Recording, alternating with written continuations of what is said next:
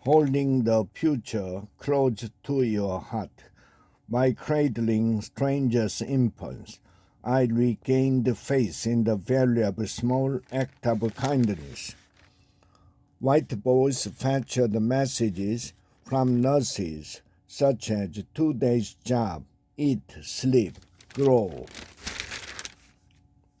The first time I met him, I had passed through 2 checkpoints, shown my badge 2 times, and twice waited for the nurse on duty to wave me through. Babies go missing from the neonatal unit sometimes, it turns out. I was there for my first ever shift as a volunteer baby cuddler.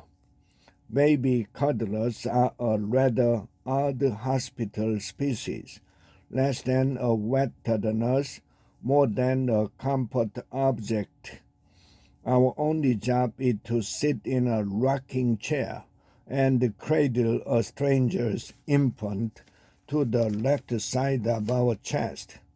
The heart's other side to share with the tiny being the mammalian soundtrack of that beating.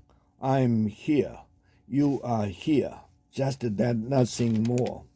When I had heard about the growing need for volunteers, I thought I can do that one simple thing. Yet for weeks I avoided the application I had tossed onto my desk, because I do not like the hospitals, because decades ago, in the final 3 years of my young husband's life, he was admitted 33 times, and in a way, so was I. Because it's soul-sucking to sit on a chair in an antiseptic waiting room, hoping for a happier ending. Because finally, all I had to offer him was a sliver of ice, a squeeze of his hand.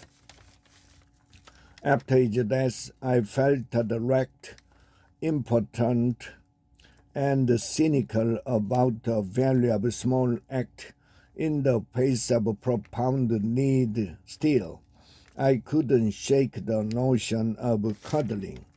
My own children were now young adults, and I missed the perfume of infants and their weight in my arms. I was looking for a volunteer job, a way to be of some use in our messy world, and more, a piece of my heart was still battened down. I had lived almost twice as long as my husband by then, and I felt a push to atone, perhaps for my own good fortune next to his crummy fate. So I completed the hospital background checks. I trained with the head of the special care team. I waited 6 months for a placement, and finally the day arrived.